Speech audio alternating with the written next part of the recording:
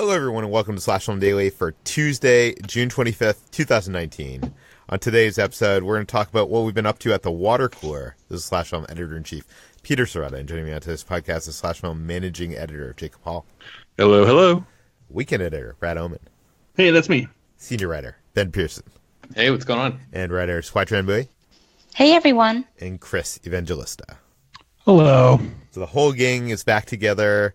Let's talk about what we've been doing. I have not been doing much over the last week. I did go to Galaxy's Edge for one last reservation on Sunday. The reservation is down, so if you have a pass or a ticket to Disneyland, you can actually just go there and get into a virtual queue to go to Star Wars Galaxy's Edge. But I went on the last day of reservations, and guys, this place has been cleared out by all the Star Wars fans that got reservations. They sell these kyber crystals for your lightsabers, and Doc Ondar's, that's where you buy them, is all sold out. There's like an empty wall that they're supposed to be like these kyber crystals that, you can't even buy one if you want one. There is the droids that you can make, which, by the way, I just posted I built a droid in Droid Depot at Galaxy's Edge. You can customize and completely build your own droid. I have a video that I put up on the site today, so I'll link that in the show notes.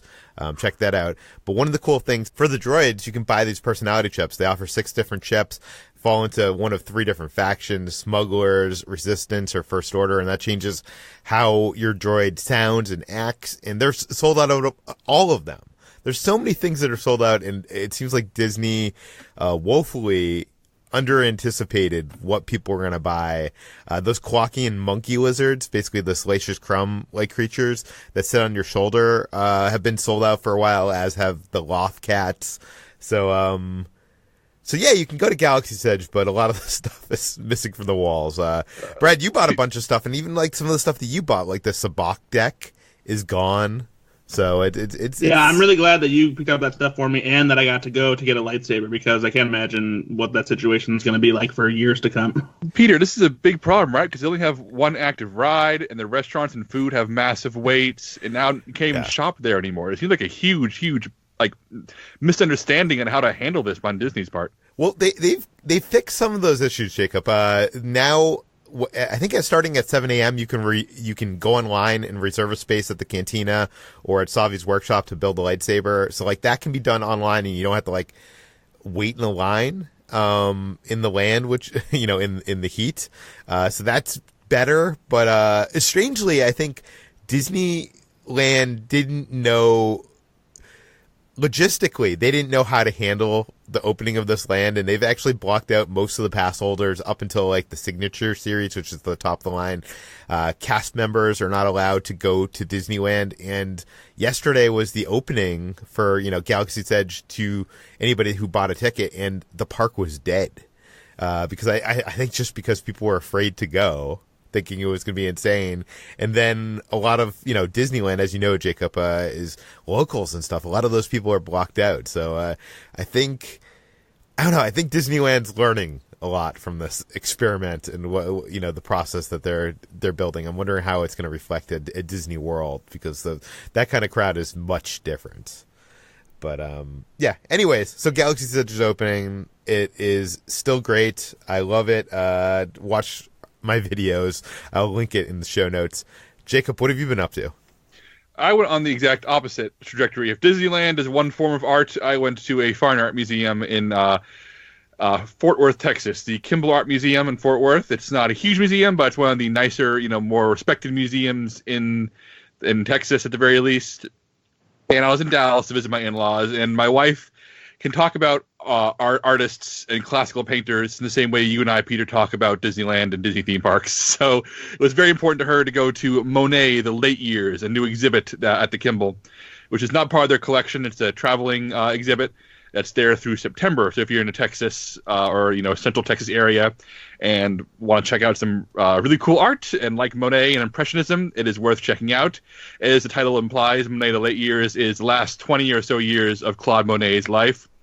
And this is when he essentially retired to his estate in the French countryside, hired a massive team of gardeners, and built ponds and bridges and like little miniature forests and roads and paths, and essentially built himself his own personal like greenery space just so you could have a place to paint. So you could have, like, you walk outside and say, I want to paint this pond today or paint these trees today. And he spent the last 30 years with his eyesight failing, having cataract surgery, seeing colors in new ways and getting more experimental to the point where, like, a painting that from 20 feet away looks very different than one like when you're real close up to it. I'm not an expert. I went to art school and took art history classes, but I can't go at length about Monet. But it was a very, very cool exhibit, and I really appreciate how it was laid out. It was very much laid out not necessarily by year, but by subject matter. So you can see his obsession with water lilies over the years, like the same bridge painted from a decade apart. One view from the house from a part of his rose garden painted before and after he had cataracts removed from his eyes. You can see how the colors changed. It was a really impressive exhibit. I think it's $18, which is, we went through it in about an hour, but for a museum that is otherwise, free to enter and explore it at your whims, paying $18 to see, all these masterpieces in one area was very cool. So that was the highlight of my weekend. Very cool. Okay, Brad, you are home from Ghostbusters Fan Fest, but you are still in the Ghostbusters collecting mood. Indeed, I am. So, I think a while back, I talked about the Diamond Select Toys has a cool line of Ghostbusters figures. They're like 8-inch figures, and the first round of them, dedicated to the first movie, had an entire lineup of, I think it was 15 total figures. And if you collected them all, each of them came with a diorama piece to build the rooftop playset from the ending of the first Ghostbusters, where Gozer faces off with the team. And so they did the same thing with a Ghostbusters 2 line, and Ghostbusters 2 isn't exactly as popular, and so I was hesitant to dive into it, but what you get to build when you collect all the Ghostbusters figures is the front facade of the Ghostbusters firehouse. And on top of that, the line was made a little bit cooler at the very end because they released 6 figures for the real Ghostbusters. And they've never really released cool, detailed figures like this for the animated versions of those characters. So I had all of them for a while now, but I had waited to build the facade because I was having a hard time tracking down Egon Spengler from the real Ghostbusters line. For some reason, I don't know if he is more popular or if they made less of him for whatever reason, but it took forever for a nearby comic and toy shop to finally get restocked. And I just got lucky this weekend, and I called. I was like, any chance you guys have Egon back in yet? And they were like, we literally just got him today. So I went and picked it up, and I put it together. And it's awesome. And I hope that I'm done with collecting these kinds of Ghostbusters figures, because there's not really any other ones that they can make at this point. And the 2 scenes that you're able to build are pretty cool. So I'm pretty satisfied with the Diamond Select line of figures that they did. You know what, Brad? I'm kind of jealous of your toy collecting, because I used to, back in the day, drive from Toys R Us to Toys R Us trying to, get the figure that I was missing from whatever I was collecting. Star Wars figures or wrestling figures, whatever. And I feel like nowadays I would just be tempted to just go on eBay and pay like a few extra dollars just to get it sent to my house. Well, that was the thing that sucked, is the Egon one was so hard to find that if you looked on eBay or Amazon or anything, the price was like around $100 or $110, which is like a 400% markup. Yeah, that's pretty bad. Okay, yeah. I could see why you were calling around then. Yeah. Okay, let's move on to Ben. What have you been up to this week? Well, a couple days ago, and actually last weekend, or the weekend before last, anyway, several days ago, my wife and I have been training essentially to hike Half Dome up in Yosemite National Park. So we've never been up there before together, and we're going to be, Peter, you mentioned, I think last week, that we are constantly just like hiking around the LA area. But we hiked Mount Baldy, which is one of the tallest mountains in this region. It's like, I don't know, several I'm not entirely sure how far away it is from here, but it's a good while. But anyway, it's about 10,000 feet. The hike is extremely difficult. It's like 4.5 miles, and you gain 4,000 feet of land or whatever in that time. So it's pretty tough. Like the grade is pretty steep. But anyway, we're going to be hiking Half Dome, which is another very long, very difficult hike. But it's supposed to be, very rewarding, and it takes like, I don't know, between 10 and 14 hours or something like that to do. And it's we're like carving out a whole trip to go up to Half Dome and do this thing. So I'm excited about it because we've never really done anything quite this drastic before in terms of hiking stuff. So I've just, the other day we went to the Hollywood Bowl and just ran the stairs over there. And I would encourage anybody in LA, if you're listening to this in Los Angeles, you can just drop by the Hollywood Bowl and just like hang out there like during the day before shows are, start getting up and running in the summer and stuff. Like, and they also have free sound checks a lot of times. So like several years ago, we went to the Hollywood Bowl and just listened to John Williams do his sound test before a concert later that night. And we didn't have tickets to the concert, but you could just like walk in and hang out and listen to them, just do a sound check and stuff. So I just wanted to sort of throw that out there as like a PSA for anybody who's listening in LA. And also it's just the Hollywood Bowl. I mean, it's got a ton of history. Like the Beatles played there. And I mean, it's like a very, it's a historic venue, and it's just really cool to be there, not in a full concert setting where it's crowded and there's drunk people everywhere. So I'd recommend it as like a good workout spot or whatever you want to use it for. Ben, are you going to free solo this mountain? Is that what's going to happen? Are you going to be like hanging off it without ropes and stuff? Dear God, no. And we're not, just to clarify, we're not actually climbing any rock faces. It's more just like there are well-worn paths that we're just going to be walking up. So we're not doing any like, powder and like belaying and any of that like intense. Like, well, maybe you should. Have you thought of that? That's your next step. Are you building up to that? You're going to be like dangling off at stuff? I have thought about it, and then I immediately began planning my own funeral right afterwards. So. Wait, so you say it takes 14 hours, 10 to 14 hours to walk up this thing. Like, do you take breaks? How does that work? No, I don't think you take. I mean, I guess maybe we'll take a break and grab some food at the top or something. But you pretty much have to start early, and because it takes that long, you basically got to get up and back in time before it starts getting like really dark out. Because I imagine that's pretty dangerous. Wow. Some people do, have like full-on sleeping bags and tents and the whole deal and spread it out over multiple days, but it is possible to do it in one day, just sort of like an up and back thing. I think there's like a loop trail with two different types of scenery and stuff that you can see. There's like waterfalls and the whole deal. So anyway, I'm sure I'll talk about that more once I actually do it, but this is just the training portion. Ben, have you thought about not doing this? Yeah, Brad and me are just like sitting here being like, we can't even imagine this. Like, what happens if you start this and like halfway up you just like decide like, we're not going to make it? That is very possible. You just turn around and go home. So, or you just live there. Right. Yeah. You exactly. You build yourself a log cabin. You just like make yourself. Yeah. I send in my resignation to Slash Film, and I just become a mountain man. So. Yeah. Now's probably a good time to mention that HT does not have her usual recording setup. What was happening, HT? Something was wrong with your computer? Yeah, my battery is on the fritz, essentially. After like 60% battery, it would just shut down immediately. And it's not working well with when it was my main working computer. So I just had to send it to the Apple Store and get it sent back. And I'm just kind of waiting for it now. Yeah, I think Brad had some similar problem on my MacBook Pro. Like, some of my keys are sticking. Like, I feel like Apple is not what it used to be. But anyways, this is just a way of saying that if you think HD sounds any different, it's because she's recording on an iPad. So there you go. Yeah. Hey, by the way, really quickly, to go back to Ghostbusters collecting thing, I'm just going to put this out there into the void to see if anyone can provide any help. But there is a line of Blitzway 6th scale Ghostbusters figures that were distributed by Sideshow Collectibles in the United States.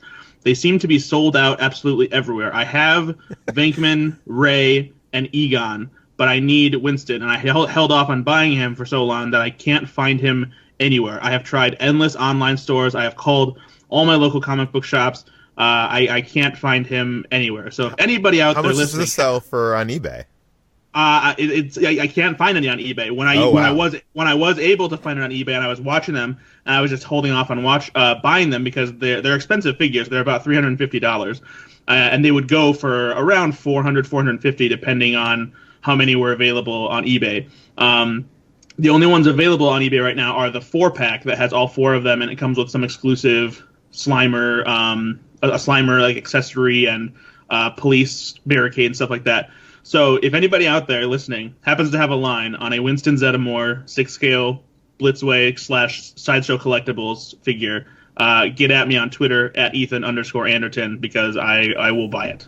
Brad, why didn't you say so? I have 3 of them on my desk right here. Son of a bitch, Ben! Ben, what we're going to do is we're going to take those up to Half Dome, bury them, give Brad GPS coordinates, and maybe he'll find them in time. This is the worst geocache I have ever heard of. Brad, would you do that if we told you that we'd get you one if you made it to the top of Half Dome or whatever it's called? I would probably die trying to get it. Okay, let's move on to what we've been reading. Jacob, what have you been reading and listening to? I'm decided. I called a new rule right before we started recording. I think podcasts should be allowed in the reading section because I don't know where else to put them. And I want to recommend The Shrink Next Door, a podcast by Wondery and Bloomberg, the same network that did Dirty John. And I feel like since that podcast was a huge hit, they've been doing lots and lots of mostly quality true crime podcasts. But The Shrink Next Door, which I listened to on my way to Dallas, on my way back, both ways. It's only 6 episodes long. It's refreshingly different from the usual true crime podcast. It's not about a serial killer, but it's about a writer named Joe Nocera who buys a house in the Hamptons and learns that his next door neighbor, a brilliant, acclaimed therapist who has a clientele that includes like celebrities and multi-millionaire business people, is not who he claims to be. And the podcast is like 5 years of investigation as he unravels this psychiatrist's extremely dark dealings and how he essentially acts as a cult leader to indebt his patients to him and destroy their lives. And I found it to be absolutely horrifying, and it has no resolution. And if you Google what happens afterward, this guy really hasn't been punished. And it's not really a spoiler.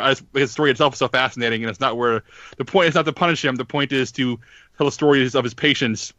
But knowing that, there's psychopaths like him out there, not murdering people, but destroying lives, I was chilled by this. Has anybody else listen to this? Chris, I think it's up your alley. I haven't, but just you describing this has made me really want to watch listen to this, so I'm actually going to download it now immediately. Yeah, I think it's really up your alley of interests. And as someone who's listened to a lot of serial killer podcasts, I found I look at a very different kind of psychopath. Not refreshing, because that's the wrong word, but a reminder that evil takes on many forms, and not all of them are murdering people and burying bodies. Some of them are just doing these kinds of deep-seated psychological scarring over decades to innocent people to take advantage of them. And I found it fascinating, and I really do recommend it. Okay, and that's called The Shrink Next Door? Yes, it is. It's available iTunes, Apple Podcasts. iTunes doesn't exist anymore, or whatever is going on with that. But wherever you listen to your podcast, The Shrink Next Door is on it. Yeah. Wherever you're listening to this. Ben, what have you been listening to? Yeah, another listening to option here. I just wanted to give a quick shout out to the Chernobyl podcast. We talked a lot about the HBO series Chernobyl over the past several weeks on this show, and it's a tremendous series. And again, I would encourage everybody to watch it. But also, after you check out the show, I would encourage you to listen to this podcast because it's only 5 episodes long. It's basically there's one episode devoted to the making of each of the episodes of the show. And it's Peter Sagal, who is the host of Wait, Wait, Don't Tell Me, which I think is an NPR show. And he interviews Craig Mazin, who is the creator of Chernobyl, just about the production of the show and some of the changes that he had to make to when he was actually writing the scripts, and the difference between what happened in real life and the creative liberties that Mazin had to take when he was making the show. And it's just really, really fascinating for somebody who the extent of my knowledge of Chernobyl was a disaster happened there a long time ago, and it was bad before I saw the show. This podcast was a really great companion piece to the show, and I just want to it has like several million downloads already, so chances are if you're listening to this you may have heard about it already, but just in case you haven't, and if you really enjoyed the show, it enhanced my appreciation of the show a lot. So that's the Chernobyl Podcast. It's available wherever you get your podcast. It's actually on YouTube too if you want to watch it there or listen to it there. So yeah, I would just recommend that too. Okay, let's move on to what we've been watching. Jacob, what have you been watching this week? Well, I'll start with the movie that a few of us saw last week at early screenings. That is Ari Aster's Midsommar. Of course, Aster is the director of Hereditary, and it's this follow-up. And unlike Hereditary, which is very humorless and set entirely in the shadows, Midsommar is surprisingly funny and set in Europe where the days are very long, the sun never sets, but plenty of bad things still happen. And this movie is fantastic. It's not as scary as Hereditary, maybe, but it is funny and like really crazy and weird, and it hits some really emotional beats that I was not expecting. It's not about what the trailers say it's about, and I'll leave it there for now. But Chris, he wrote a review and it was a rave. Yeah, I went into this sort of I don't want to say skeptical, but I had actually heard through the grapevine that the film was like boring. I'm not going to say who told me that, but some people on the inside told me like, be warned, this movie is actually boring. And the runtime is it's almost like 2 hours and 30 minutes. So I was like, oh no, what if this is bad? So I went into the film sort of nervous. And I don't know who, thought this was boring, but this movie, like I said, even though it's a long movie, it flew by for me. There was not like a single moment where I was like, boy, this is dragging. I loved pretty much every minute of this movie from start to finish. It's definitely, like Jacob said, it's definitely not as, dread inducing as Hereditary, and it's shockingly funny. Like, I laughed more at this movie than I think I've laughed at most comedies this year, except maybe like Booksmart.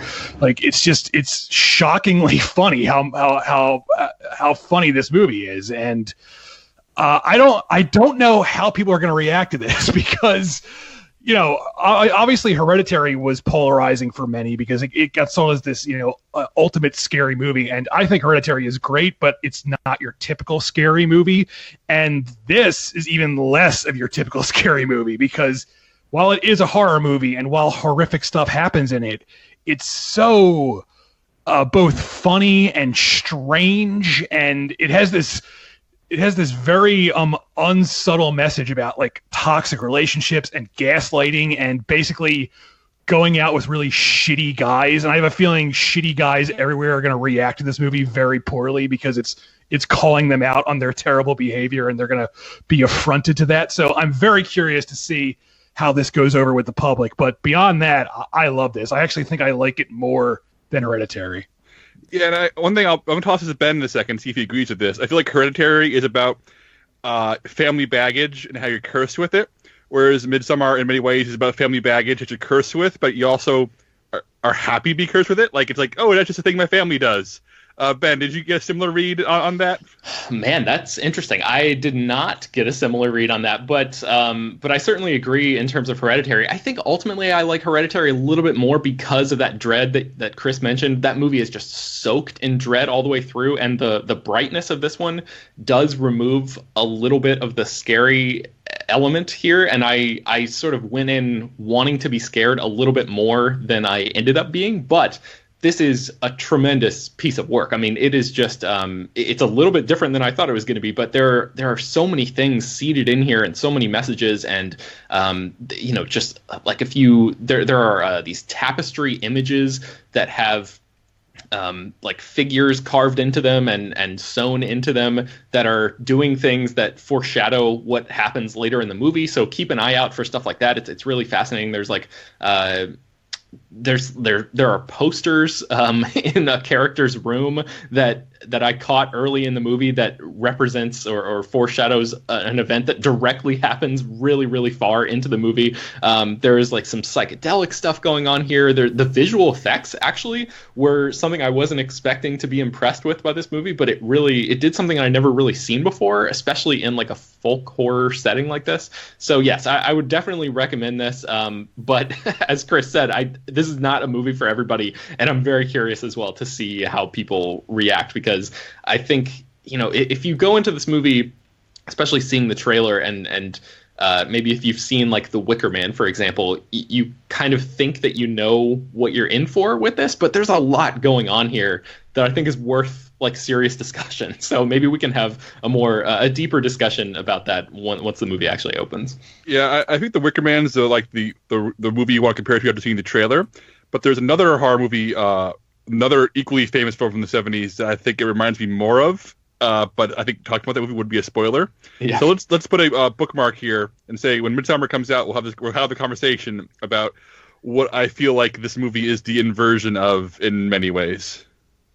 Okay, let's move on to a movie that we saw yesterday. It's called Yesterday, and this is a film that was on my most anticipated of the summer list. Like, I think this was maybe 3 or 4 up there. Like, I was really psyched to see this, and as I was about to leave my house, into our Slack channel enters HT to write, "Oh no, guys, Yesterday is bad."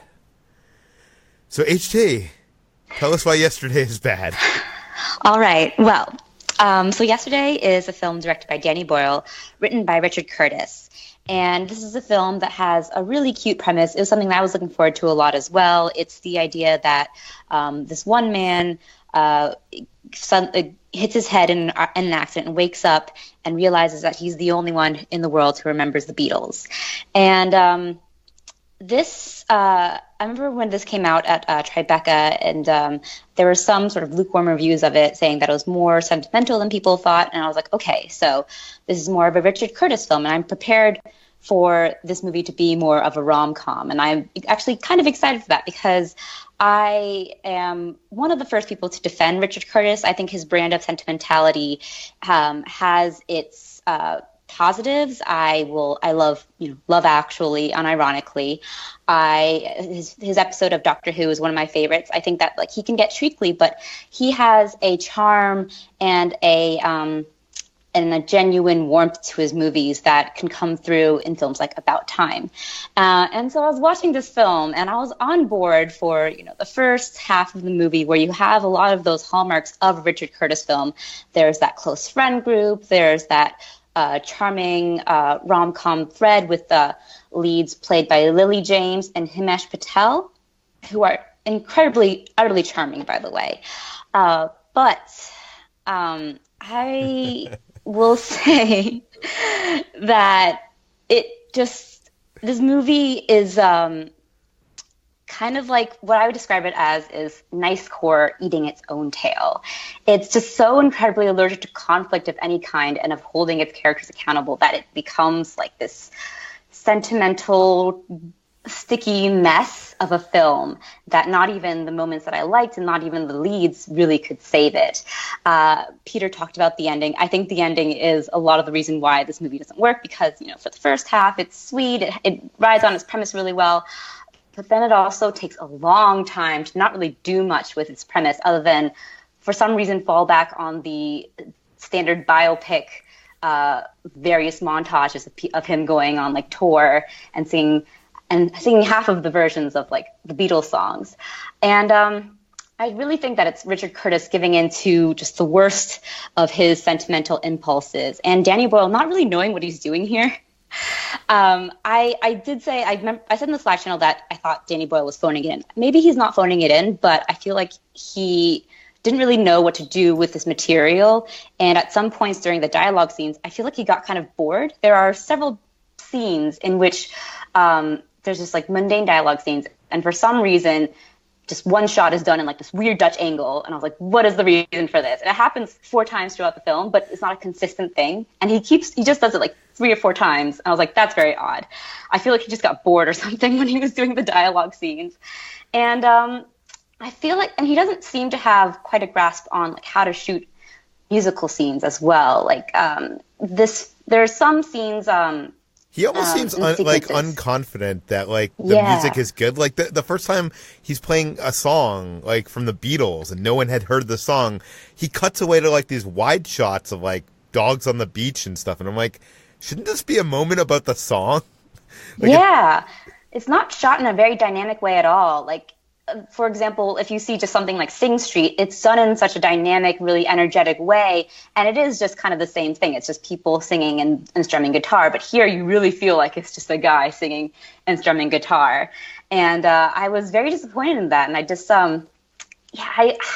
it's a mess of a movie, and like it really just takes a long time to go nowhere with its premise. I feel like this could have been done better in like a Twilight Zone episode or something that's more condensed, Twilight Zone or Black Mirror or something of the sort. But here it just feels very, very slight and paper thin. Well, I got to the theater last night after, seeing your brief review in the Slack channel, just not sure what I was going to expect. And halfway through this movie, I'm like thinking like, what is HT talking about? This is great. Like, this is so charming. It's fun. The songs are great. The two leads are great. Maybe there's really not much to this love story, but I was still, who cares? I'm enjoying it regardless anyways. And then like the end of this movie come and also there's like some good twists and turns that you don't expect. And then the end of this movie comes, and like it was almost like someone came up to me and punched me in the face. I really, no. I don't know. What really is this like ending? the ending of this movie. It's just like this film is so clever and charming, and the ending of this movie is just so. It's such generic bullshit. And does John Hinckley show up and be like, "Are you?" Oh my god! Jeez. Wow. What? I want to know what's so shocking about this. No, it's not a shocking ending. I'm probably building this up like it's shocking. I'm just saying, it's not shocking. The problem is that it's not shocking. Oh, all right. So the John Hinckley ending would be better, is what you're saying? Yeah, it's just like it just kind of ends. I mean, when I saw the trailer, I was like, "Oh my god, how is this going to end?" Please don't let it be that he wakes up in the hospital and the whole thing was a dream. And that's not the ending of this movie, okay? But honestly, that ending might have even been better. That ending would have been better. And I really was fearing that ending, and that's not the ending of this movie. The ending of this movie feels like something that would be like produced for like a mainstream romantic comedy, generic, bullcrap. I don't know. I also don't. I would reject that. It's just even for a mainstream romantic comedy, because I feel like even that would have been slightly better. This just feels kind of like a cop out of an ending. Yeah. But surely noted Beatles superfan Ben Pearson loved this movie, right? Oh yeah, so, Ben. I will say that yes, as Jacob has sort of alluded to, I have zero appreciation, or not appreciation. I appreciate the Beatles, but I don't love them. I don't ever really listen to their music. I just sort of like acknowledge that they existed and transformed the shape of pop music forever. But that's about as far as my relationship with the Beatles ever went. But I will say that this movie made me really want to give the Beatles a fair shake, and like actually sit down and listen to everything beyond just the hits that you kind of hear that permeate the culture.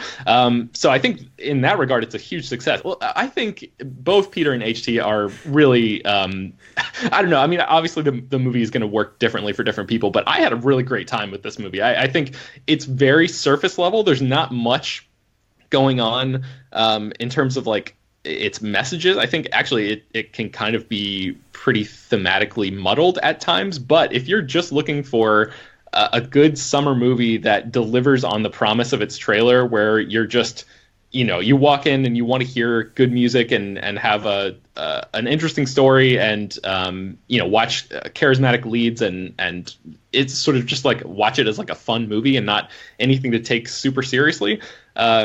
I think this movie delivers on that. And it's weird for me to say that because I kind of am constantly always looking underneath the surface at movies. And I feel like in any other scenario, I would be the one who is on your side, like, complaining about how this movie is inconsistent or whatever, but for some reason it just worked really, really well for me. So I don't know. I guess your mileage may vary on this one, but that's really funny to me too, because you don't like Richard Curtis either. You're an avid anti-Love Actually. I love About Time, but I despise Love Actually, and this one is like right in the middle for me, where it's like, no, this is just a fine, fun time at the movies. So yeah, who knows what's going on there? I think it's worth watching, maybe not in theater. Like, it's 2/3 of a decent film. I also had a problem with the comedy. I don't like Kate McKinnon, and she plays this agent and a manager type, and I know Brad's going to say Peter's just a comedy curmudgeon who hates over-the-top comedy, and maybe that's correct. I'm self-aware. I understand that.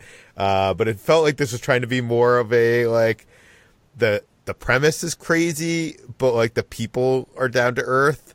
And she's kind of over the top in this thing. And also, she's very over the top. I'll give you that. Yeah. And it also seems like Danny Boyle and everyone involved in this film either don't know or don't care about how the internet works or the depiction of technology and going viral. It's just like every single time there's something like that, it's like groan-worthy, which I just hate in films. But yeah. So you actually liked it, Ben. You liked it more than us. Yeah. I didn't get a I'm chance very confused right now. I didn't get a chance to talk to him because he was walking out of my row, and I think like I was so like I was fuming. I was like sitting there, shell shocked. Yeah, I'll say that. Yeah. So yesterday, depending on your mileage may vary, I guess. So I would like to see another movie that comes after this called Daydream Believer, where somebody knows all of the songs by the Monkees that nobody else remembers, but no one cares because those songs suck. Okay, let's move on to Child's Play. Jacob and Chris, you both saw this. Chris, what did you think? This movie, I'm befuddled by this movie because, for one thing, I don't think it's very good, but for another thing, a lot of people I respect, especially in like the horror community, seem to really enjoy this, and I can't really figure out why. This is just my theorizing, but I feel like everyone thought this was going to be a train wreck, and the fact that it wasn't, everyone's like, oh, maybe it's good, and I don't think it's that. It's definitely not a train wreck, but it's just really poorly made. It's badly edited. There's almost no character development at all. And I mean, look, when you're going into a Child's Play remake, I know you're not going in for high art. I get it. But, that first Child's Play, that's a legitimately good movie. It has a clever script, and the characters, especially the three leads, are pretty well developed, and even Chucky is pretty well developed, and you get none of that in this movie. I like. Chris, are you trying to say that this isn't an elevated horror movie? No, it's definitely not an elevated horror movie. I like almost everyone involved in this movie. I love Aubrey Plaza. I really like Brian Tyree Henry. I really like Mark Hamill, who's the new voice of Chucky. But none of them can do anything with this, especially Mark Hamill, who we all know Mark Hamill is a great voice actor. So hiring him to be the new voice of Chucky, that's a great idea, but they don't give him anything to do. And I don't really like the voice he uses. He deliberately tries to make his voice completely different than Brad Dourif, the original Chucky, and that's commendable. I don't want him to do the same exact thing, but he does this thing where he makes Chucky really like childlike, and he gives him this like baby voice, which just really like bothered me the whole movie. I just really didn't like this, and I wanted to like it. Even though I had a bad feeling about it, I was like, maybe it'll surprise me, and it really did not. And I wish I could like it. I wish I could like it as much as most of the horror community seems to like it. No, Chris, you're right. This movie sucks. We're on the right side of history, and people are going to see this in 10 years and say, what was everybody thinking? This is garbage, and they'll go rewatch the rest of the franchise, which has a personality even at its worst. Because this movie is a series of scenes strung together that have no pacing, no cohesion. It is just a bunch of half-baked ideas. Some ideas are an interesting recipe, but they're not cooked correctly if you want to continue that strangled metaphor. But it's like, Aubrey Plaza's character is a very young mother. And it's like, oh, it's an interesting take on, a young mother doesn't know how to be a mom, and they don't go anywhere with it. There's Brian Tyree Henry being a black detective in a neighborhood where the community does not respect him, doesn't want to help him when these murders start. That's an almost interesting idea, and they don't go anywhere with it. Chucky being a robot who is learning and starts to go violent because he wants to be the kid's best friend instead of kill the kid is an interesting idea, but it doesn't do anything interesting with it, and ultimately just devolves into Chucky stabbing people a lot. This movie feels small. It has some gory kills that people seem to be impressed by, and they're fine. The score is really good. I think I can imagine Bear McCreary's score being the kind of thing you hear played, like blasted at haunted houses, like you're waiting in line for years to come. It's that good.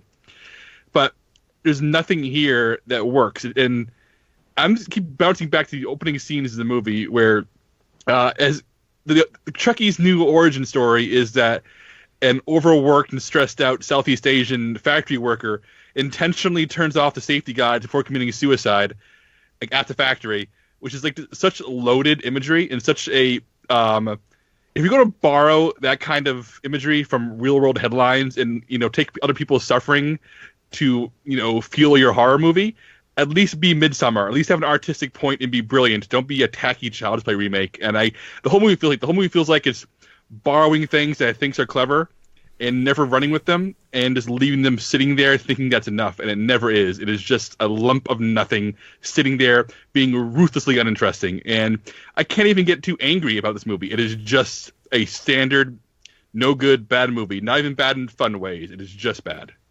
Well, that's disappointing. Let's move on from a horror movie about toys to a family film about toys. And I'm talking about Toy Story 4. You heard Jacob and Ben talk about this on previous episodes. The rest of the crew... Actually, Chris, you haven't seen it yet, right? No, I have not seen it. I will probably be seeing it this week because I have to write something about it. So I'll see it soon. Yeah. I'm wondering if it's going to warm your dead heart, Chris. Is it Stranger things have happened. I don't know. We'll see. Okay, but Brad and I talked about this yesterday a little bit. I have not heard much from HT. HT, what did you think of Toy Story 4? I really enjoyed it. I was on the fence about the existence of this movie at all because I thought Toy Story 3 was such a perfect ending. But I was proven wrong because, honestly, Toy Story 4 is the even better ending. It takes the themes and the ideas of family and of self happiness and self-sufficiency beyond that into something that I feel like is almost the most emotionally rich of the Toy Story movies, maybe the most specific, I would say. I feel like I think Ben has talked about this before, how it feels like the Pixar animators are going through something right now, and it is kind of an understatement to call this midlife crisis the movie, but it goes into those ideas and those concepts in a way that's very authentic and just very emotionally powerful. And yeah, Woody is the main character of this franchise, and he finally gets his swan song with Toy Story 4. But that is to say, that's not to say that any of the other characters don't get their time to shine either. We get to see Bo Peep finally get a little bit more spotlight. She goes from being the damsel to an action girl in this movie, but in a way that's very organic. And I really enjoyed seeing her have more of a fulfilling role and be more of that role in a way that makes sense to the character rather than just being like, oh, we have like one female character, let's just kind of do something with her. And of course, Forky, my favorite toy, my favorite character. I love him. The existential crises of characters and the millennial analog, to be real.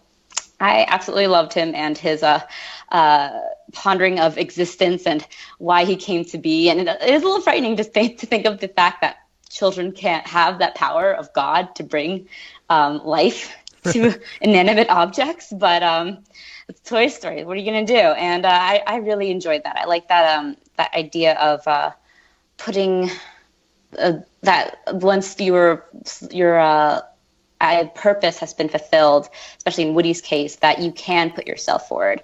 So I this is going to be something very specific to me that, like, I don't think anyone else has ever seen or read this. But there's a book called The Remains of the Day.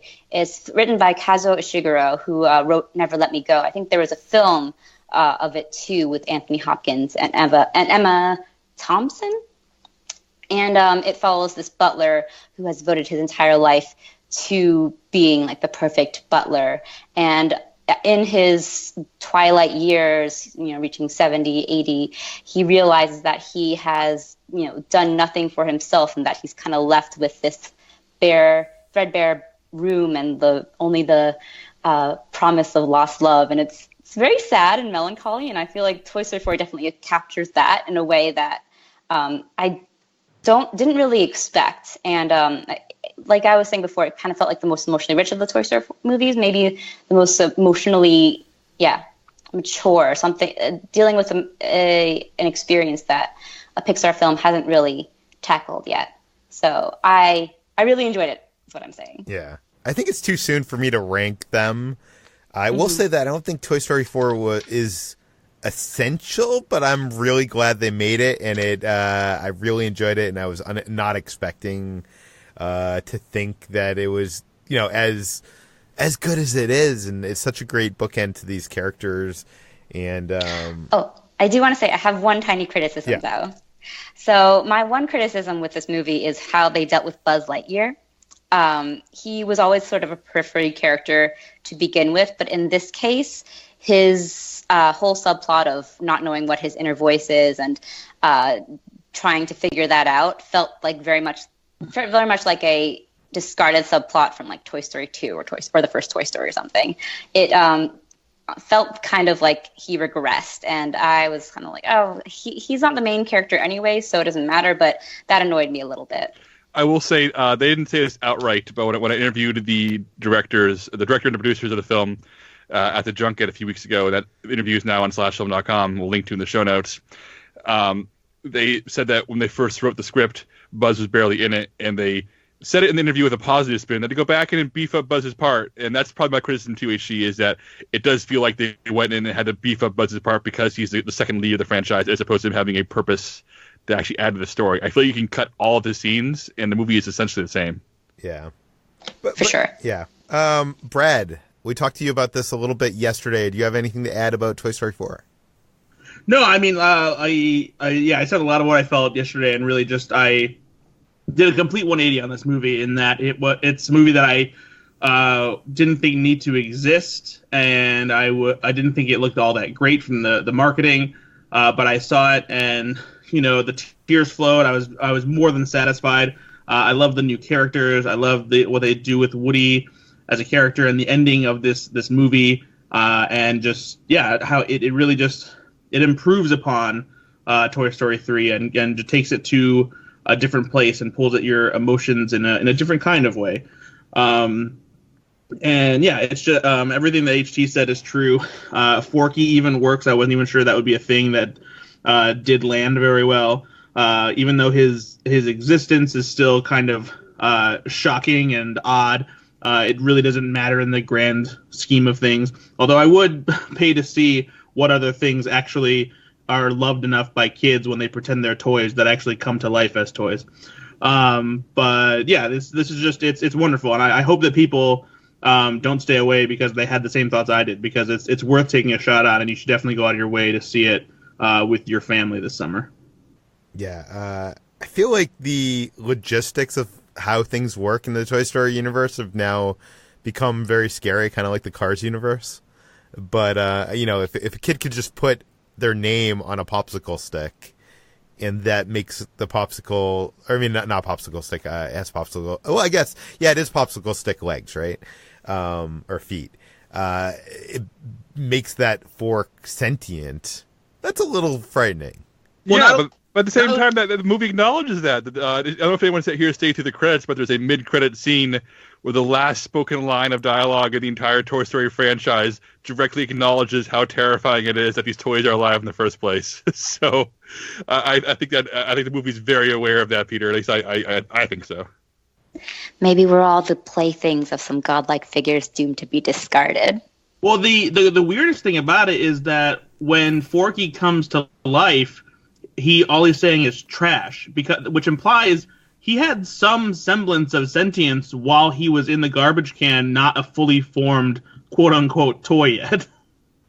Did he? How else would he know that he's trash? Yeah, I guess you're right. We got to think more on this. Okay, but while we're doing that, Jacob is going to talk about Neon Genesis Evangelion.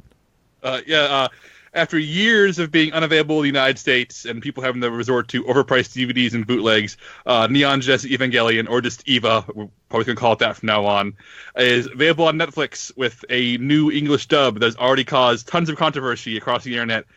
And Netflix didn't put up the rights to some music, so there's some different song choices. The internet's also mad. But one of the best pieces of anything I've ever seen in my life is now available to stream for people, and it's mostly intact. So this is a reason to celebrate. This is a massively popular anime series from the 90s, created by, I'm sorry, Japanese listeners, Hideaki Anno.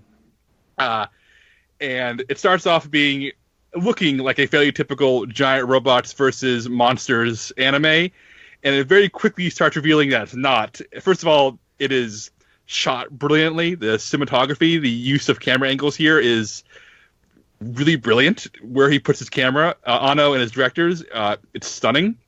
And when the robot versus monster battles aren't happening, this is a story about depression, about the need for other human beings, about feeling so attached to your hobbies or your work that you lose sense of self. And eventually the series starts getting so abstract and strange. I think the only thing it can rival is probably Twin Peaks Season 3 for where it ultimately goes. And ultimately, it climaxes in episodes that were so controversial in the 90s that in an age before this was common, there were death threats to the creators, their offices were vandalized. So they made a sequel film that replaces the ending of the series. It's also streaming.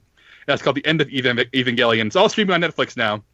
So you can go watch the series with its original ending and with the movie ending, both of which have the same thematic point but get there in very different ways.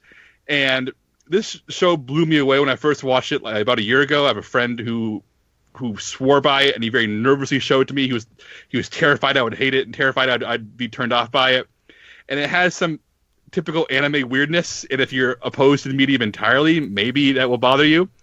But I feel like this is a very mature, very funny, very socially and morally raw series. It's tearing its heart open, and it's Anno really putting himself out there and tricking you with giant robot battles and saying, let's explore why we're unhappy. And watching it again, even during the early episode where it's a bit brighter, was giving me nerves because I knew where it was going. But I like I said, I am coming from this point of view as somebody who has seen it before, going through rewatching Netflix. HT, you have never seen this before, and you're almost done with the series. So I need to know, is Evangelion as good as I'm saying it is? It really is. So I'm going to go a little bit into sort of my awareness of Evangelion because I had heard of it through pop culture osmosis. As any anime fan will have heard of Neon Genesis Evangelion and know that it's been marked as the best anime series ever, a classic, a seminal series, one that's widely influential and a pop culture cornerstone. And I also mostly knew it through some of the jokes that came out of it. The main one being getting the pilot Shinji, and he doesn't get in getting the robot Shinji, and he doesn't get in the robot. And it is very much a gross misrepresentation of this series. So when it came out in the 90s, I was a little young for it, and it was definitely too dark and too weird for me. But by the time I was in high school, Hideaki Anno had decided to adapt his series, which is a 26-episode series, into feature films. So he's going to condense them into, I think, 4 feature films now. There's still a 4th one coming out soon. So in 2007, the first one came out, and I, being curious, decided to check it out. And I have to say, I wasn't totally into it. I found it to be very morose and very dour. And it definitely was a bit too dark and heavy for me. It was very slow. It was very cerebral, but in a way that I found just overly depressing rather than something that could be taken in stride. And I remember, I think in 2007, Anno was starting to change things with the series a little bit in his adaptation of it in feature film form. And I felt almost like a rejection of technology in some senses too, and that alienation that comes through technology, which is interesting and was an interesting thread, but it was something that I was also kind of tired of at that point. So I watched the first film, which I think covered up through maybe the first 7 episodes of the series, and I just kind of never picked up on it again. But now with the anime series on Netflix, I decided to take another stab at it because I am older and I have more of an ability to process these kind of things. And I absolutely love it. I'm also absolutely thrown by it. I don't know how to process it yet, and I don't think I'll still be able to process it even after I finish it. I'm about 6 episodes away from the end, and this is the part where it's starting to get very abstract and reckoning with the concepts of the self and the soul, and I'm very much down for that. I think, though, that it is better in series form than when I saw it as a film because with the series being longer, it is able to pepper in these moments of levity, and that makes a lot of the more dour, more cryptic stuff easier to swallow. But then I also find that those episodes that have long meandering stretches of just contemplating your existence are the ones that I like the most. So it's a very funny reversal for me because when it was in film form, I just did not like that. But now those episodes are my favorite. It was episode 4, I think, that really turned me around, and I was like, wow, okay, this is just for me. I tweeted about it. It was an episode in which Shinji basically goes through like this entire process of figuring out what he wants to do and just kind of contemplating his own existence while doing it on lots of trains. And I just love that. I'm a sucker for long stretches of thinking out your existence on trains. So, I mean, that's half the reason why Spirited Away is my favorite Ghibli film. So this series, I think, is probably best described as maybe the apotheosis of anime because it takes all that anime is capable of and all of the weirdness and all of the more unseemly elements and puts it towards something just meaningful and different and challenging. And I, for sure, am really excited to see where it goes next. I also feel profound sadness every time I just watch an episode, but I will have my criticism. I'm sure there are the depictions of the female characters that aren't quite up to par with today's standards, but I think that they play into Anno's sort of religious subtext as well. His idea of motherhood and womanhood and that kind of being an interplay in the existence. I mean, I was also kind of spoiled for this series. I do know the true existence of the Evangelions before I came into it, so it was fun seeing actually and picking up all the clues that go into it that are woven in throughout the series. And every shot of this series is just so laden with meaning and nuance. The last time I remember like something being so packed full of just meaning like that is maybe watching Lost, and being as infuriating as that is also Lost. But I would compare this also to, and in terms of like how it grapples with the abstract concepts of the self, it reminded me a lot of Under the Skin, if any of you guys have seen that.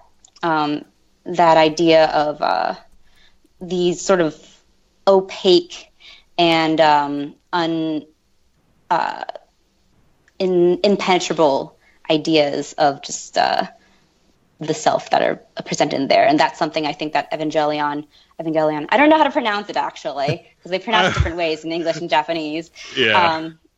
Eva deals with and grapples with. I think I'm rambling a little bit. It's something that I feel like warrants, a 2-hour discussion between me and Jacob. Talk about it later. And maybe an additional podcast episode. Yeah, exactly. I had something else I wanted to say, but I can't remember with the life of me now, and I'm going to beat myself up over it. Well, I can clue this as close as off by saying HC has there ever been a better anything about people being very sad to be inside giant robots? Yes. Giant robots that may or may not stand for the womb and everything else. Surrounded by supporting characters who at first appear to be anime archetypes but are slowly deconstructed to realize they're just as sad as you are. Yeah, everyone is sad. It's the best. It's one of the best things ever made. HT. Yep. And where can people see Eva? They're all streaming on Netflix now. Chris, I know you don't really watch anime series, and I know you probably would hate me if I recommended this as your first ever anime series, but I feel like this would appeal very specifically to you. I think this show gets Chris. I think Anno and Chris are like intertwined on a soul level. All right, maybe I'll check it out someday. Yeah. Someday. And Chris is more important than all of us. He has a screening coming up, so I'm going to ask him what he saw this week, and then he's going to have to run off. So, but before you run off, Chris, what did you watch this week? So I finally watched the Netflix show Dead to Me, which stars Christina Applegate and, oh God, what is her name? I can't remember all of a sudden. Linda Cardellini from Freaks and Geeks and several other things. And I don't know if this show is like under the radar or what, but it's so good. I think it's one of my favorite Netflix shows I've ever seen. It's really dark, but also really funny, and it's really emotional. And it's just great to watch these two actresses who I feel like are really good actresses who ended up like with careers they didn't really they've sort of ended up with these like low key careers where they really deserve more, and this show finally gives them an opportunity to shine, and it's such a good way to showcase their talents, and just the writing of the show is phenomenal. It's about Christina Applegate plays this woman who her husband was recently killed in a hit and run, and she's going through this big emotional breakdown, and she goes to this grief group.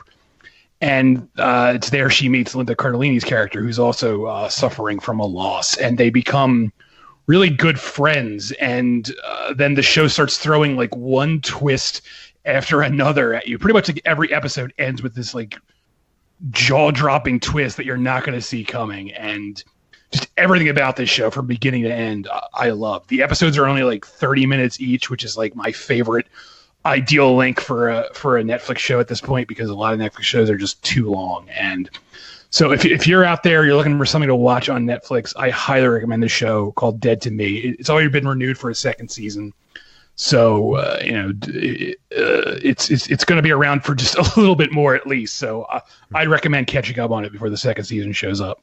By the way, it's funny how like the joke 2 years ago was like Netflix renews every single show, and now it's like Netflix kills every single show they have.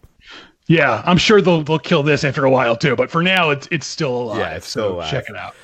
And I think a couple weeks ago you mentioned that you had only seen Death Proof in theaters when Grindhouse came out, and you didn't love it. You were going to rewatch it? Right. So Death Proof for the longest time has been my least favorite Tarantino movie. And I only saw it once when it came out in theaters as part of Grindhouse. And I really didn't like it. In fact, I would even go as far as to say, like, I kind of hated it when I saw it. But in the years since then, I've seen a lot of people, people whose opinions I value say it's actually really good, and it's one of his best films and all this. And I was like, those people are crazy. I don't know what they're talking about. Wait, someone has said that it's one of his best films? I've seen several people say they think it's like his best movie, which I don't agree with at all, but that's neither here nor there. But so I was like, what the hell with it? I'm finally going to give Death Proof a chance all these years later and see if I like it more. I really do. I like this movie now. I still think it's my least favorite Tarantino movie, but it's not as bad as I remember it being. And in fact, in a lot of places, it's quite fantastic. I think the first half, it's two movies in one, and I think the first half is much better than the second half, and I think part of that is the casting. I don't want to single anyone out, but Quentin Tarantino's dialogue is great. Everyone knows Tarantino's dialogue is great, but it's also only as great as the performer delivering it. And a performer who's not as good can't make that dialogue work. And the actresses in the first half of the film, they all nail it. They're all really good at delivering that Tarantino-esque dialogue. But some of the actresses in the second half are not as good. And I think that really capsizes the film a bit because, it's the same style of dialogue, just not as good performers delivering it. But beyond that, this movie is pretty damn good. The big car chase at the end is phenomenal, especially for Tarantino, who I don't think they'll think of him as an action director really, even though he has Kill Bill and stuff. He's not really thought of as an action filmmaker, but that's a really exciting car chase, the way it's shot, and the car crash at the first half of the film, which is like shockingly gory, is pretty impressive too. It's so I still don't think it's as good as all of his other movies, but I am glad I finally revisited it. I don't know if I just wasn't in the right mindset when I saw it all those years ago, or if I was just exhausted after sitting through Robert Rodriguez's film, whatever that was, Planet Terror, which I also didn't like. But for whatever reason, I didn't care for it then. I like it now. Well, cool. Okay, Chris, go off to your screenings. We're going to continue this water cooler without you. All right. Have fun, everyone. We'll pretend that you're here. Yes, please do. Bye. Bye. Okay. Hey, Chris, what do you think? Pretty good. Pretty good. Yeah. We'll have to do that. Okay. What have I been watching? I watched this Netflix game show called Awake. Did I hear someone talk about that on this podcast? Or was it one of the other podcasts that are in my heads? It must be someone else. Yeah. I don't think we've discussed Awake. I think Dave talked about it. He was tweeting about it. Maybe that's where I heard about it from. Maybe it was from Dave on the Slash Filmcast. Well, anyways, okay, so Netflix has this new game show called Awake. And I saw this. It basically, what happens here, this is interesting. They start off with 7 contestants in a room. And they're in the middle of the room is a gigantic bin of quarters, right? And each of them has the desk, and they go to the bin of quarters, and they have to load quarters into their bag and bring it to the desk and start counting them. And they count the quarters for 24 hours with no record keeping, no sleep. They have to just remember the total. Now, this is before the show starts, right? So the show begins after they've been awake for at least 24 hours. They've been counting these quarters. And basically it starts off with the slowest counter, the person who counted the least amount of quarters goes home, and the person who had the least accurate count goes home. That leaves 5 people ready to compete for this game show for possibly $1 million. And what happens is each round, these people do this insane thing, this thing that either challenges their powers to, literally thread a thread through a needle, or like one was like, who can drink the most slushy in the period of like a minute or something like that. Like ridiculous challenges. And after each challenge, they have a thing called the buyout, which basically the person at the end of that challenge, the person who did the worst, and people can't see each other, is going to go home. But there is the possibility that they offer this amount of money, and if someone thinks that they did the worst, they can hit the button and get the buyout, and actually they'll go home with some money. That's actually one of the more interesting things in this game. It goes, I feel like it's very convoluted. This whole thing is very convoluted.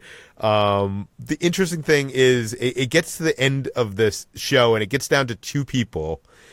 And the person who counted the most accurately ends up taking home that amount, or they can risk that amount to take home the total of what the 7 people at the beginning of the show counted, if they can guess the amount that they counted within $500.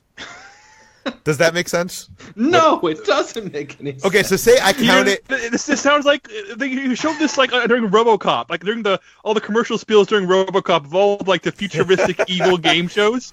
This would be on there. I feel like this is a human rights violation. Games shit. It is insane. Lack of sleep is torture. That's literally used as torture. It is, but it's funny to see people risk everything for possibly $1 million based on a count of something they did for 24 hours, and it's at least the 2 episodes I watched, it never is close to accurate. Like, you cannot keep track of what you're counting for quarters. Yeah, it's fun. I'm not sure it's a good game show, but I wanted to put it on everybody's radar because the concept's just like so insane. It sounds horrifying. I'm sorry. It sounds horrifying, and I'm watching it tonight. No. It's definitely not good, but it's definitely worth like a Kate watching or just, I don't know. Yeah. I also watched the HBO documentary, The Last Watch. This is, Jacob, you talked about this last week, right? It wasn't me. Oh, the Game of Thrones, The Last Watch, Peter? Yes. Oh, yeah, yes. Yeah. Jacob and I have, me. Yeah, we've both talked about that, yeah. Okay, I was very confused there for a second because I was pretty sure you recommended this to me.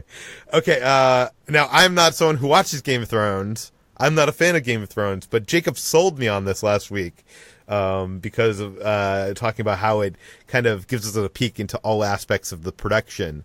And so I watched this with Kitra, who is a hardcore Game of Thrones fan, and I got to say, this is a great documentary. It and probably for the reason I'm not sure Game of Thrones fans are going to love this documentary, but I feel like I love this documentary as a fan of the filmmaking process. Like, this shows you extras casting. It shows you the security guard, like, that's, you know, keeping people out of the parking lot. It shows you the table read to, like, you know, how intense the set construction is. All about, like, getting a glimpse at all the jobs required for this insane production, from the head of the snow, the guy that's like in charge of creating the snow that's on set, to the like visual effects makeup artists that are in a tent applying wounds to extras for 18 hours a day. A lot of filmmaking documentaries concentrate just on like the creatives, usually the writing, the acting, directing, cinematography. This focuses on the production itself, and you know, a family of hundreds of people to put on the show, and a choreography of logistics that's like unfathomable and impossible, but I guess it is possible. It's impressive seeing them transform a parking lot into King's Landing, and it's I don't know. I was just very impressed by this, and I think I would recommend this to everyone, Game of Thrones fans and just fans of the filmmaking process in general. But I'm wondering, like, HT, you haven't seen this yet? Or no, I haven't. I didn't really feel a need to, although like one of the things I liked about Game of Thrones was just how impressive the production and like the cast and crew were. Yeah, I think you might like this. Jacob, I don't know. I feel like there's no one here I can ask about this, but like, I'm really wondering what a hardcore Game of Thrones fan that isn't into like the filmmaking would think of this documentary, because it's so not giving them what they want from, I think, of Game of Thrones making of documentary, but I love it. Yeah, I mean, like you, as you point out, there's almost no time with the actors, other than when they're interacting with, you know, the crew members. There's almost no time at all spent with the writers or the creators.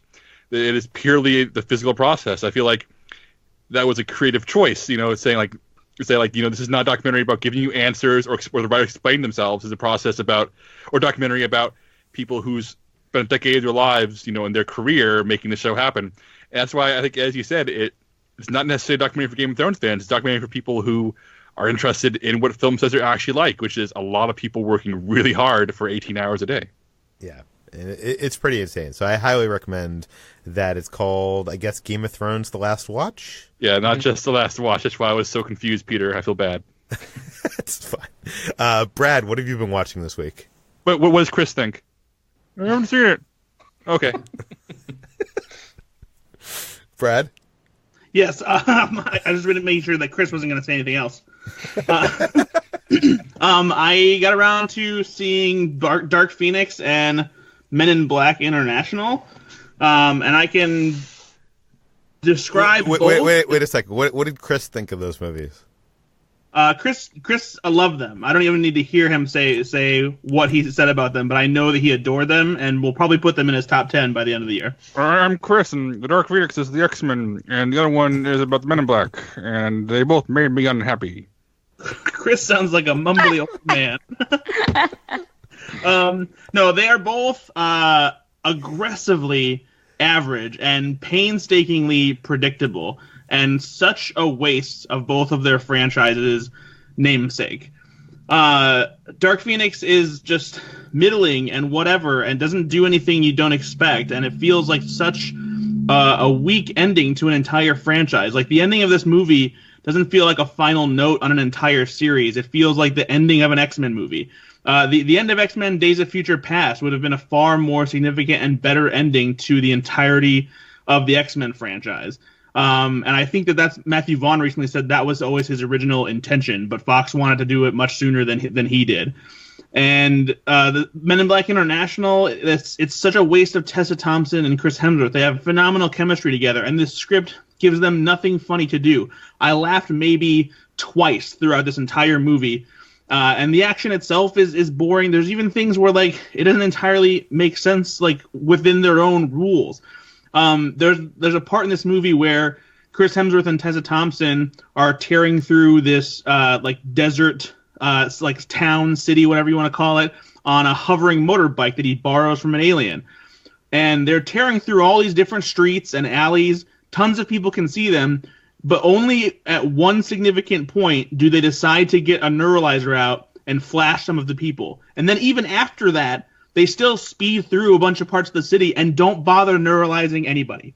It's just, I don't understand. Both of these movies are such massive disappointments for, the kind of movies that came before them. Not that the Men in Black sequels were anything to write home about, but the first Men in Black movie is a classic. And it's just, both these movies are just awful. Bad. Yeah. So you agree with Chris? Yes. Chris is always right. What? I don't know what this impression is, but it's one of the worst I've ever heard. I love how bad this is. I know what you're talking about. This is Chris Evangelista from Philadelphia. What? Chris, did you just get back from the dentist? I like horror movies. And I dislike lots of things. What is going on? The saddest part of this is Chris is never going to hear it. That's probably true. And then I also watched a few episodes. My Next Guest Needs No Introduction with David Letterman. It's his Netflix original show where he just sits down and has basically an hour-long conversation with somebody interesting, whether it's a celebrity or a political pundit or something like that. And I watched the Tina Fey episode, the George Clooney episode, and the Jay-Z episode. And I hope he keeps making these this show for a long time, because he has such candid and calm and relaxed conversations with all of his guests. It's cool even seeing someone like Jay-Z, who has been seen as being pretty intimidating. Just sit down and just have a cool talk with David Letterman and joke around with him and that kind of thing. It's David Letterman feels like he's just friends with everybody, and this series is more of what I wish Comedians in Cars Getting Coffee was, because as much as I like Jerry Seinfeld's little mini series, I feel like they don't get to dive too deep into certain things that I wish they would spend more time on, especially with the comedians that he gets on that show.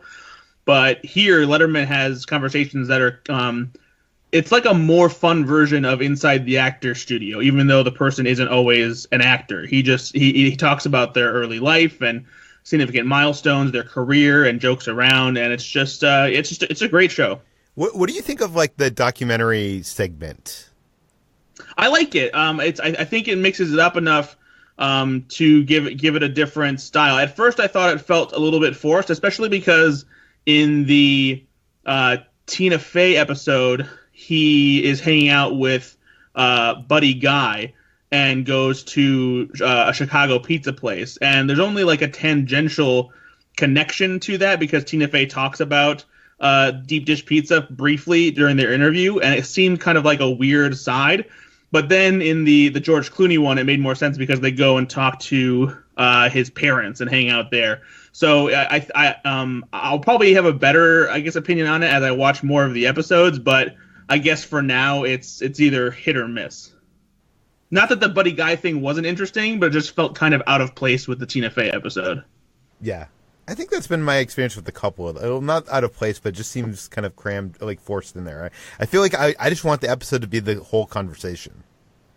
But I don't know. Maybe that's less interesting than having it a little bit edited. Okay, let's move on to Ben. Ben, what have you been watching?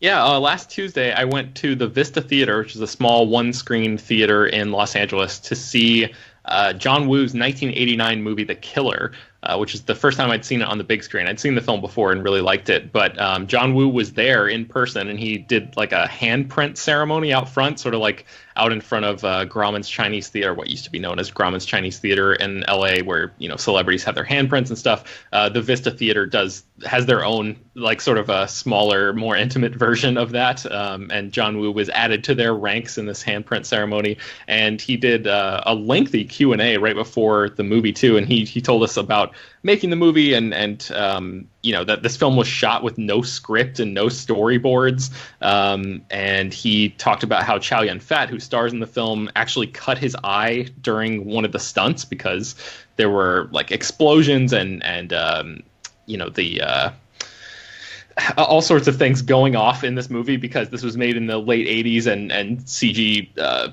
technology wasn't quite there yet, so they did a lot of practical stunts and practical explosions on the set, and he ended up, like, I think it was like a piece of wood or something. He was like rolling around on the floor, you know, shooting in this big shootout sequence, and like a shard of wood sliced his eye. So that was pretty intense. But man, this movie is so great. If you guys have not seen The Killer, it is terrific. It's about Chow Yun-fat, who plays an assassin who ends up accidentally damaging the eyes of a singer, and he falls in love with her, and the two of them sort of become a couple. She doesn't know who he is. She doesn't realize that he's the guy who injured her. And then it's also about this cop who is trying to track Chow Yun-fat down. And it's like, you know, there is no Point Break without this movie. There is no John Wick without this movie. There's no Heat, the Michael Mann film, without this film. The church shootout in this movie is like a precursor to the lobby gunfight in The Matrix, with just debris going everywhere and like slow-mo. And John Woo is like the master of I mean, he's a Hong Kong action filmmaker, but like he's the master of action cool, if that's a thing. And this movie is just, it's so much fun. There's like a lot of the same sort of like homoerotic undertones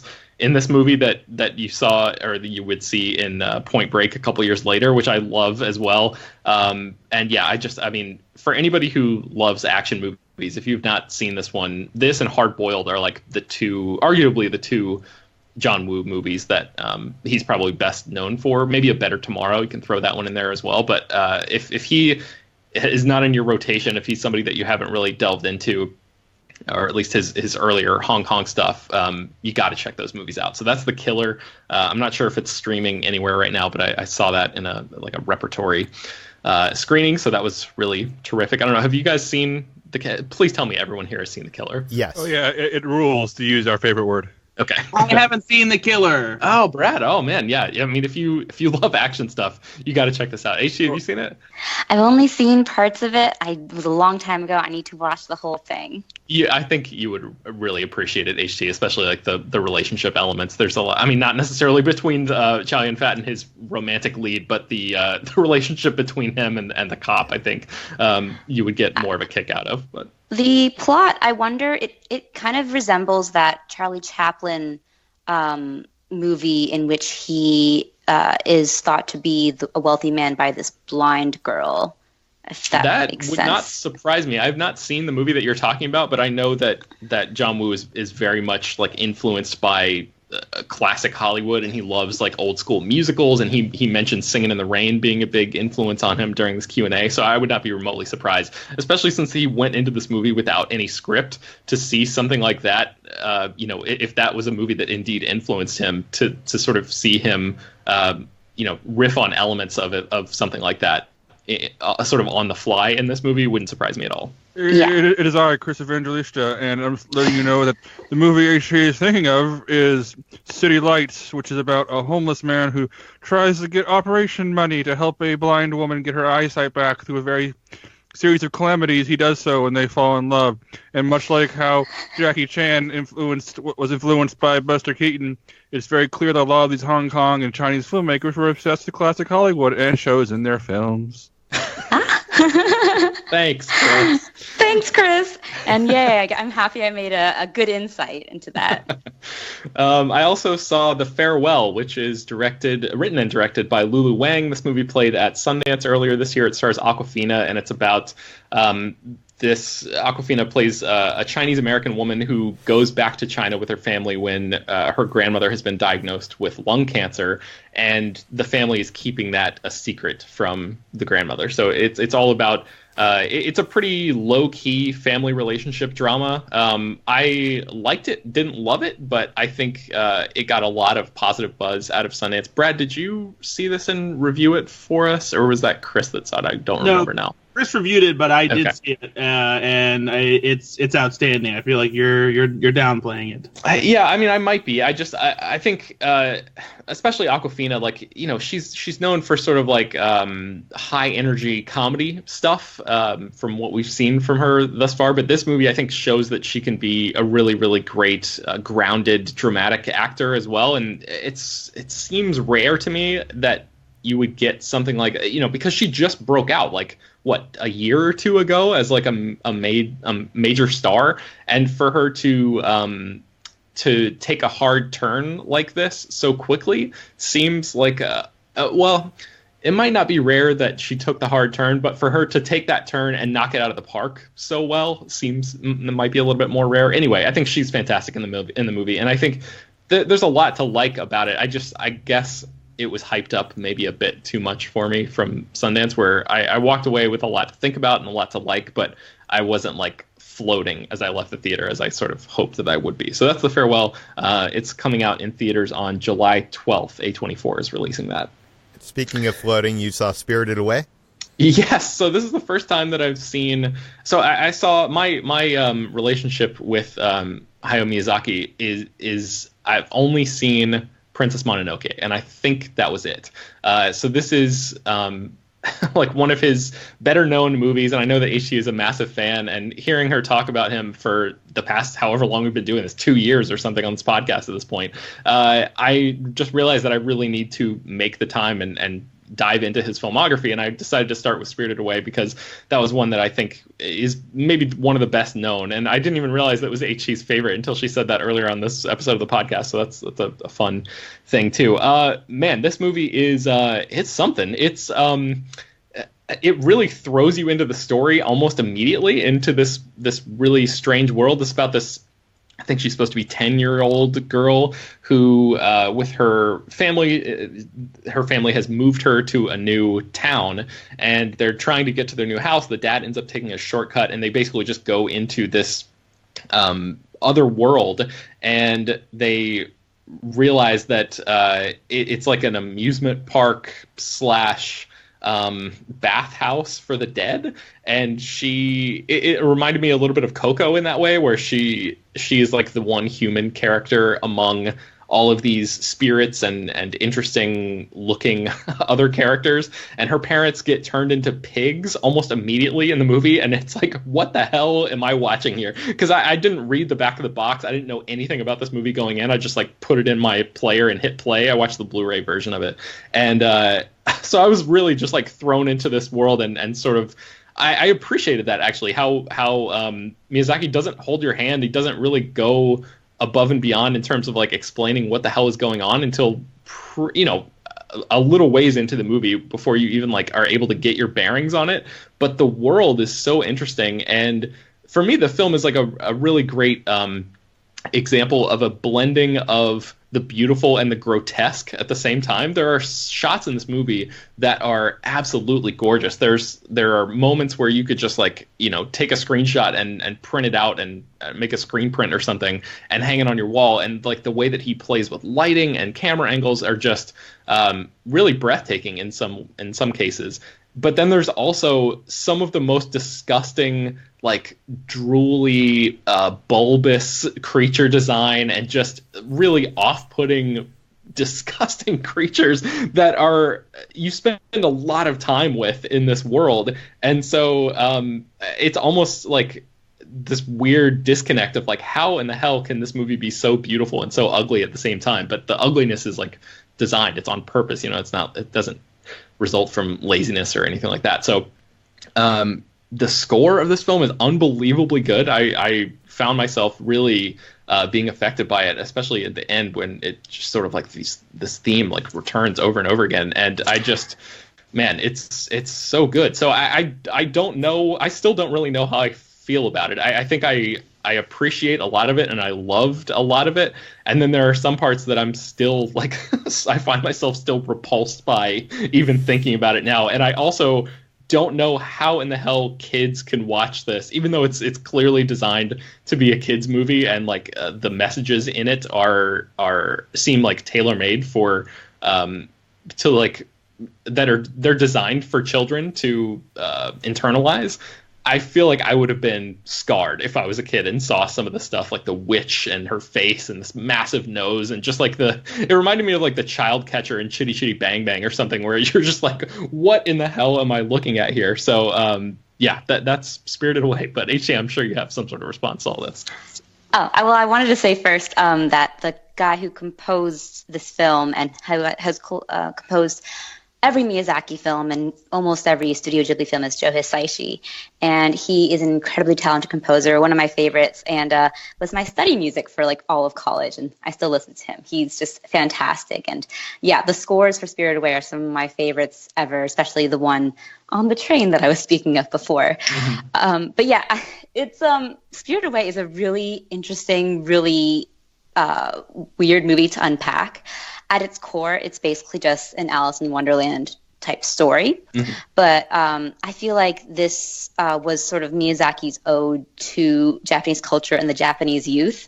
I could write a whole essay about this probably, but it's interesting that a lot of his films actually don't really take place in Japan. There's only like a select few that do. A lot of his films have this sort of European sort of influence, and there's actually a term for it.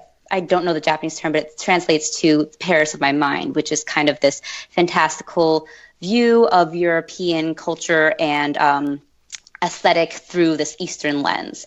And so with Spirited Away, Miyazaki was kind of doing a homecoming in a sense and packing all of his sort of feelings and ideas about Japanese culture and the new generation of Japanese people into this film. And the character of Sen, Chihiro, is influenced actually by a child of a friend who he met and who he was fascinated by and kind of wanted to do a movie about her and like through her perspective, because he thought that children saw the world in such a weird and unique way that he wanted to do something that was a homage to that. And yeah, this film is just, it's so great. Every time I watch it, there's always something new that I pick up. I love that it's overtures on like capitalism and of course Miyazaki's typical statements and environmentalist sort of messages that he always puts in every of his films. I don't know how I could summarize this film in like one particular way. I just would say that, yeah, it's kind of his love letter to Japanese culture, Shinto culture, and just the young generation, the next society of Japan and like what they will bring forth. Mm-hmm. I've only seen about half of Miyazaki's films, but I've seen, I think, most of the popular ones, and this is my favorite of the bunch. So. Oh, interesting. Yeah, I have My Neighbor Totoro. Is that how you say that? Yeah. I have that sitting on my shelf next to watch. So I recommend all of them, but that's a great one. I also recommend Castle in the Sky, Kiki's Delivery Service. You've seen Princess Mononoke, but I recommend seeing that again. It's just fantastic. Nausicaa of the Valley of the Wind. All of his movies, essentially. Just see them all. All right. Well, I'll start chipping through those one by one. And then lastly, the other thing that I saw was I watched all 4 episodes of Ava DuVernay's Netflix show When They See Us, which is about the men who are formerly known as the Central Park Five and now are, I think they're now officially known as the Exonerated Five. Guys, holy shit. This show is just it's gut punch after gut punch. It is... We've seen stories of injustice and the prison system and stuff like that in shows recently, even like The Night Of, I think of, the HBO series, is something that immediately comes to mind. But man, this is just, it's brutal to watch, but I feel like still necessary. Like, you know, there are stories like this that need to be told, and I know it's uncomfortable, and I know that it sounds like it's going to be a hassle to watch, but the performances here are so good, and Ava is just, you know, at the top of her game here. I think, especially after A Wrinkle in Time, which I didn't love but liked some aspects of, it's really comforting to see her really hit another home run instead of sort of losing her way a little bit with that movie. This seems like something that she's just so passionate about, and it you know, it doesn't have any fantasy elements to it, but man, it's so grounded, it's so real, it's painful. It is really painful to watch. Like it is visceral in a way that I wasn't expecting, and the score is great too. It reminds me a little bit of If Beale Street Could Talk. There's with that sort of like ethereal, uplifting vibe, even though the storyline is just is mired in such God, like just depressing dread. And but yeah, the performances are really off the charts for a lot of these people. You know, people like John Leguizamo, who you may have written off because he hasn't really been in, or hasn't really given like a memorable performance in several years, is just really good here. Michael K. Williams is very good in it as well, but like the show belongs to the kids, the members of the Central Park Five, and all of those actors, a lot of them who I'd never seen before, just sort of took my breath away, man. This is a show that I would recommend to everybody, and it's going to be a hard watch, but I think it's ultimately worth it. I spent a lot of the first 3 episodes like holding back tears, but the dam finally broke in the 4th episode. There's this moment with one of the guys. The 4th episode is basically just like follows one character through the prison system, through his journey, his time spent in prison, and it is it's heartbreaking, and there's a lot of like solitary confinement stuff in there that is just an insight into his mental state during that time, and it's just God, it is so unfair and so enraging that this can happen. And there's yeah, I'll just leave it at that. But it's called When They See Us, and it's on Netflix right now. Very cool. Okay, let's finally getting to HT. What did you watch this past week? So I know that Jacob and Ben have both been bugging me to see this. I finally watched The Perfection, and this definitely is everything that they were cautioning me towards, or maybe just kind of hinting at, and more. So this is a film that is Just to interrupt, make sure you don't spoil anything, because I haven't watched it yet, and I want to go into it as blind as I can as well. This is a film. It takes several hard left turns throughout this movie, and I was on board with all of them, honestly. I have heard some of the criticisms about this movie pertaining to the female characters' treatments, but I don't think that they are necessarily completely accurate to what this film is trying to do. It's very heightened and very violent and very it lives in that sort of heightened scope that any sort of semblance to real world issues, I feel like, aren't quite analogous. So I'm saying I liked it a lot, and it was definitely a film that just like took me for several journeys, but I was on board for all of them. You can't see my huge smile right now. I know, I'm so me happy too. you like this. Oh man, this movie rules. Watch it, Brad. Watch it now.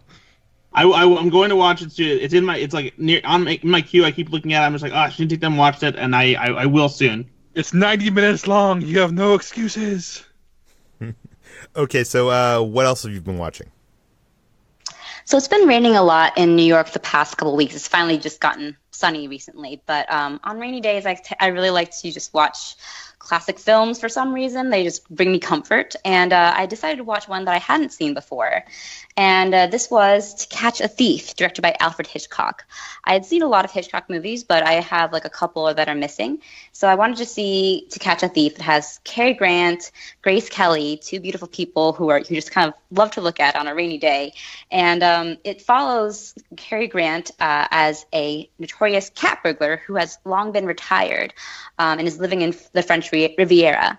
But he soon discovers that a new cat burglar has emerged and is taking his sort of stealing style. So he is suspected of going back into the game, and he goes on a mission to clear his own name and discover who the real cat burglar is.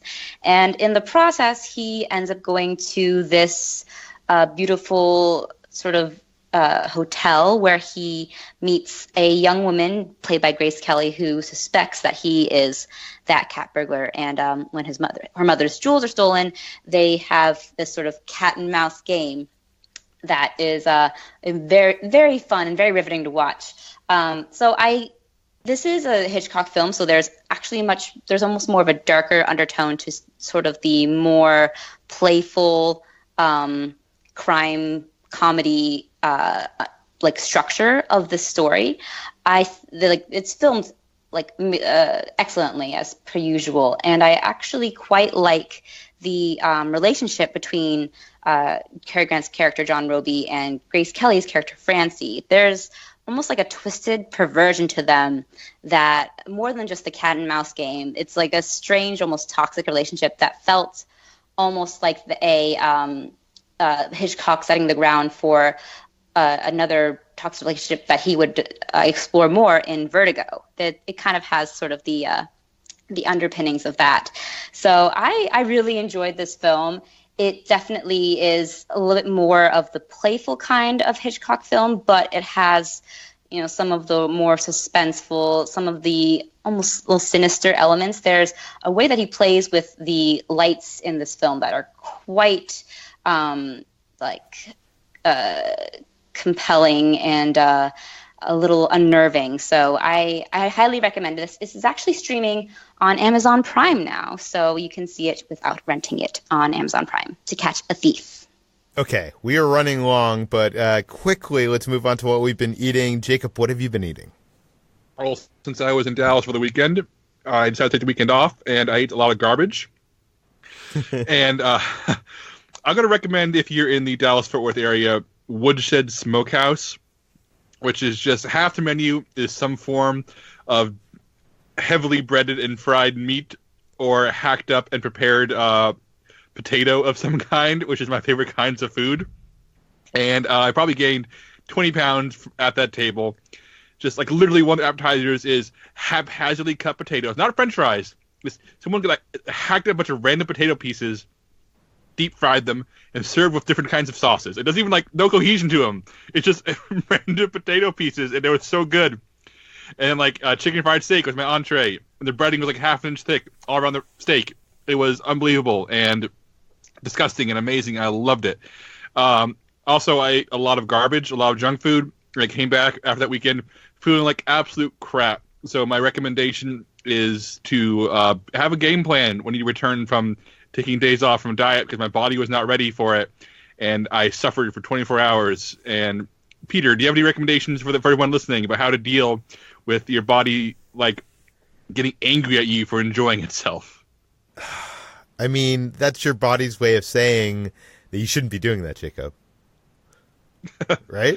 Yeah, about a weekend every few weeks is what I'm doing right now. Yeah, I'm still trying, after all these weekend trips to Batu, I'm still trying to catch up to my weight before the last month. So yeah, I'm back on diet till Comic-Con. I decided I'm going to let myself off the hook during Comic-Con because it's hard to diet during Comic-Con, but that means until then, sticking to it nonstop for the next 3 weeks. Yeah, well, good for you. And on the other side of that coin, as always, Brad, what have you been eating and drinking this week? Garbage. Just garbage. No, I got around to trying my new Coke that I bought from the Coke shop for the Stranger Things cross-promotion. For those of you that don't know, back in 1985, which is when the new season of Stranger Things takes place, Coca-Cola decided to release a new version of Coke, and they called it New Coke. It was a different formula than what is now called Coca-Cola Classic, and a lot of people were not too happy about it. And it's mostly because it tastes a lot more like Pepsi or like RC Cola. It does not taste like Coke, and that's probably what upset people the most. That being said, as somebody who likes Pepsi and RC Cola just fine, it's not something that I hated, but for somebody who maybe prefers Coke over Pepsi or RC Cola, I'm sure it would be upsetting. Have you tried your new Coke yet, Peter? Or can you not because of your dieting? I have not tried it, but I'm going to take like a couple sips, and I'm going to record it. I'm going to do a video. I feel like you should, Brad, I know we've talked about this, but you should be doing like a weekly video of like you trying out these new weird food items.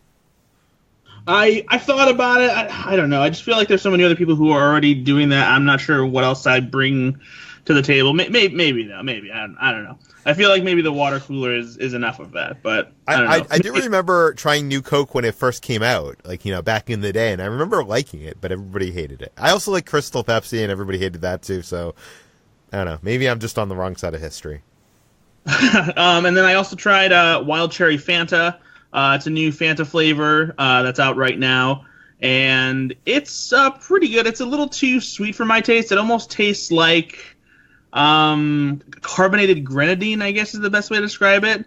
It's not quite that sugary sweet, but it's since it's Fanta, it's a pretty sugary soda, but it's fine. I feel like it would be good for like mixing if you wanted to make like almost like a summer alcoholic fruit punch or something like that. I feel like it would be good for that. And then I tried a couple new Oreo items. There's a new Oreo Thins flavor that is latte. It's a lot less coffee based than I anticipated because a while back they released like a Dunkin' Donuts mocha flavor, and that had a pretty heavy coffee flavor to it. This doesn't, and it mixes pretty well with the thinner Oreo cookies. And then they released a fudge covered mint Oreo now that they normally around the holidays they have the white fudge covered regular Oreos. Then they released the new just regular fudge covered Oreos, and they decided to do mint along with that. And as somebody who loves chocolate mint stuff, that's like right up my alley. I think I like these almost as much as the white fudge regular Oreos. It's a good mix of the cookie and the chocolate with the mint cream inside of it. See, Brad, I think here's how you do it. You do a video of the top 10 Oreo flavors and the 5 worst. That's probably a pretty good idea. Maybe that would be one thing I could do if I did the video. Yeah. Okay. Well, anyways, let's move on to what you've been playing. I think you're the only one who has been playing Harry Potter Wizards Unite. This is like the Pokemon Go kind of style Harry Potter game. Yeah, I figured HT might get down on this, or maybe she didn't. She's just not saying anything about it for some reason, or she just hasn't had time. I haven't had time. Oh, fair enough. So I downloaded it to try it out. This is like I think the fourth like location based exploring game that I've played that's similar to Pokemon Go, because there's the Jurassic World game, which I do still play, the Ghostbusters game, which was a little too complicated for my taste, and then now there's this Harry Potter one. And this one is actually from Niantic, the company that made Pokemon Go, and the mechanics are very much the same as far as gameplay goes. The items that you're collecting are called foundables. They're these things that are scattered around the world, and they're being protected by confoundables, which are like magical creatures or different spells or things like that that are surrounding them. And like you're trying to collect these things so that they aren't revealed to the Muggle world. And these things include stuff from like spell books that are alive to different creatures to things like remembrals or papers from the Daily Prophet. And then there's what's kind of weird, and I didn't understand how this worked at first, but there are characters from the Harry Potter franchise, like Ron Weasley and Sirius Black and whatnot, who appear, and you have to like protect them from these things that are attacking them, and then like help them get away. And I was like, how does this work? Because the game setting takes place after the events of the Harry Potter franchise, because Harry, Ron, and Hermione are grown up. Harry Potter is like an Auror, and Hermione works for the Ministry of Magic. And Harry helps kind of guide you through parts of the game. And so I was like, how are these characters still around, especially when some of them are dead or are supposed to be older? And apparently they're memories of the characters that are messed up with magic somehow. And there is what makes this different from Pokemon Go is that there's a story that explains all this stuff, and like you kind of learn things as it goes on. Apparently, Niantic plans to make it this thing where the story keeps unfolding over an extended period of time, so it's not something that you'll necessarily beat quickly or anything like that. And I've enjoyed it for the most part. It can be a bit repetitive. They make it a little bit more interesting because even though there aren't as many items or characters to collect or protect as there are Pokemon to collect in Pokemon Go, they make it so that certain more powerful or popular characters or items, you have to collect fragments of them in order to make them whole. And then the way you catch them is pretty cool because like you have to swirl your finger in different motions that are traced out for you on the screen to cast spells. But it's not.